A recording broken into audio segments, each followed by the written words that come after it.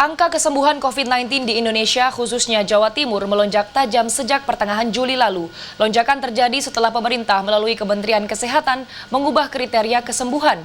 Jika di awal harus 2 kali terkonfirmasi negatif melalui swab test, kini pasien bahkan bisa dinyatakan sembuh tanpa harus menunggu hasil swab. Sembuh atau dinyatakan sehat dari COVID-19.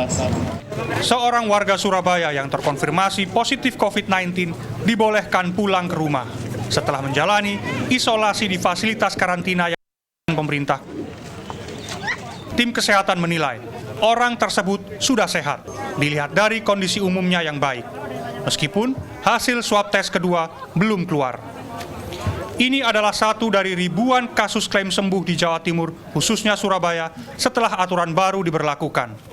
Pada aturan sebelumnya, pasien baru bisa dinyatakan sembuh setelah 2 kali menjalani hasil swab tes negatif. Setelah aturan berubah, angka kesembuhan di Jawa Timur, khususnya Surabaya, terkatrol naik tajam. Terkait itu karena kami hanya berdasar pada keputusan Menteri Kesehatan yang sudah dikeluarkan beberapa hari lalu, bahwa ketika ada pasien yang terindikasi positif, pertama akan dilaksanakan isolasi mandiri selama 10 hari. Namun pemerintah kota mengambil secara 14 hari. Ya, setelah 14 hari pun nantinya akan diberikan surat untuk dia melakukan isolasi lagi. Dan itu dalam pantauan oleh teman-teman puskesmas. Memang, aturan baru memungkinkan daerah menghemat anggaran yang terus membengkak untuk pengadaan reagen PCR dan membiayai fasilitas kesehatan serta mengurangi beban rumah sakit. Namun seorang dokter penanggung jawab pasien atau DPJP mengaku menghadapi dilema atas aturan baru ini. Tapi kita kaget waktu kemarin membaca yang revisi 5. Kenapa pasien dinyatakan sembuh dilepas kembali ke masyarakat hanya dengan menghitung hari sakitnya saja. Karena ini kan kalau dari sisi klinisi kan mengkhawatirkan seandainya si pasien ini masih berpotensi untuk menularkan. Nah, bagaimana nanti dia bisa menularkan ke anggota keluarganya atau ke orang-orang yang ada di sekitarnya. Tante saya sendiri di Surabaya itu rawat inap 5 minggu baru swabnya negatif. 5 minggu dia dirawat di rumah sakit di Surabaya. Padahal kondisinya sudah bagus waktu itu.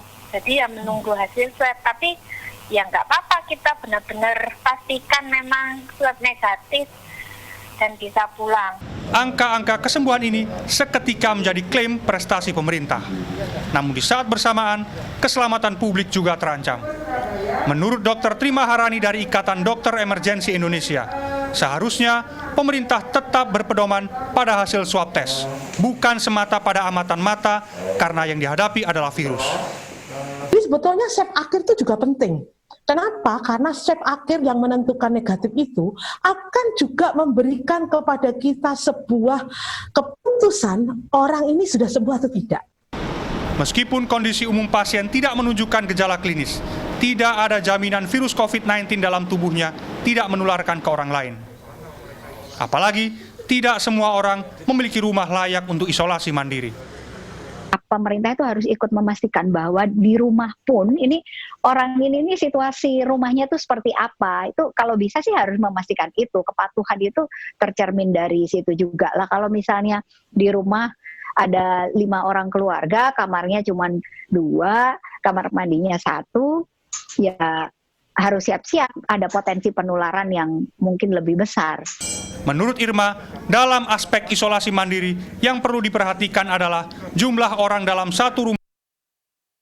Kemudian, profil anggota keluarga, apakah ada yang masuk kelompok rentan tertular seperti ibu hamil dan lansia. Lalu, ketersediaan ruang isolasi, pemisahan barang kebutuhan sehari-hari seperti alat makan dan pakaian, kemudian yang terpenting, bagaimana respon lingkungan sosial sekitar rumah. Miftah Farid, Andreas Wicaksono, Surabaya,